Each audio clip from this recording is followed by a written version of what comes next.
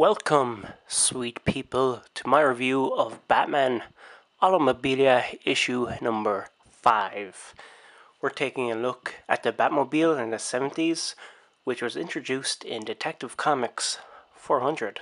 This is a Batmobile I was never a huge fan of. It has a silhouette of the bat cowl on the front. That's its main feature, striking feature. The rest of the car is blue. Sometimes in the comics it was a bit darker in color and it looked nice, but I just don't like this. It looks like a European type car you'd find in some crappy garage somewhere. But I'm going to dissect this. I'm going to open it up and show you the insides. Before I continue on with this review, I just want to do a little plug-in. I am now writing for comicbuzz.com. Hop on over to comicbuzz.com for comic book reviews. And I've just reviewed Guardians of the Galaxy issue 1. So if you like my toy reviews, then maybe you like my comic book reviews. Written badly, poor grammar, terrible vocabulary. Let's move on with this. I've complained about backdrops in the past being very bland. This one is very nice. As you can see over... oh, where's my finger? There. As you can see, you've got the Bates house there. And I don't know if that's Norman Bates in his mother's drag or what. But it seems like Batman and Robin are taken away. Actually, that's not Robin. If you see Robin, it looks like Robin has a mustache. And he's wearing shades. So I don't know what's going on there. Maybe he's going off to perform in an adult movie after this case is done. But in all seriousness, this is a very nice looking backdrop. The 3D is nice and effective. The fog and the mist that comes over the house there, it really stands out. Like I said, these never really come out on camera that well, but it's pretty cool. It's got a very gothic look to it. I don't know who this guy is, so if you could tell me, looks like a poor man's Ra's al Ghul. While I'm not a big fan of this Batmobile, I gotta say, Eagle Moss have done a great job with it. The pavement here, this is something I haven't seen with these Batman Automobiles, but there's a pavement here, and the base is nicely detailed. See a drain there, there's some purple water going in there. Maybe there's some sort of leak in the car and that is fire. I don't know. It really does look like fire. And the Batmobile is about to explode. So if Batman is walking down with Robin and Norman Bates, they should stay clear of this car because it's going to explode. And another thing about this as well, it's a two-seater. It's a two-seater car. So where does Norman Bates go? Does he go in the trunk?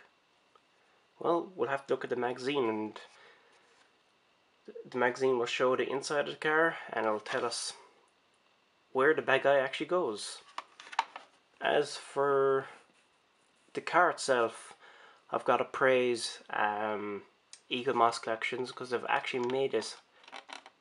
All this is die-cast, and I've complained about the Batman Begins tumbler because that was mostly all plastic. This is mostly all die-cast. It's pretty awesome. Nice bit of weight to it. I do like the silhouette of the bat cowl here. But I know there's something about this Batmobile. It's like your friend bought this car from the 70s and he decided to get a decent artist and he got this Batman silhouette put in front.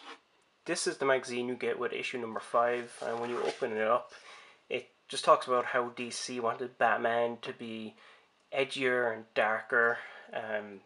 This Batmobile definitely doesn't say edgier or darker. I would say one of the older Batmobiles was definitely darker than this. I think I'm reviewing that Batmobile next. I forget what year it was in. Maybe it was in 1940s or 50s. It's the one with the bat head on it.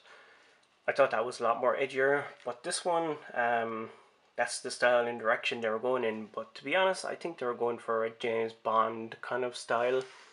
Uh, I don't know much about James Bond, but when I think of the 70s, I think a lot like of spy movies. So, here it talks about how Batman was able to, if Batman was in a cafe, he could press a button and his Batmobile would come to him. So it's got a lot of like features like that. Um, like when you open it up here, it's got a ejector seat. When I see an ejector seat, I think James Bond spy movies.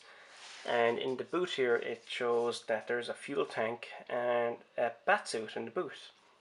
So where does the bad guy go? On this page, it shows Batman in the 70s, and in the 70s, this is when Dick Grayson left for college, and Batman was all pissy about it. He told Alfred, he's locking up the Bat Cave forever. I think he moved location. Things got a bit more supernatural in the Batman comics. Man Bat was introduced, and yeah, that's the way they went in the 70s. So, spies and supernatural. Overall, I give this 8 out of 10. I just don't like the way Robin is depicted in the background. He looks like Danny McBride.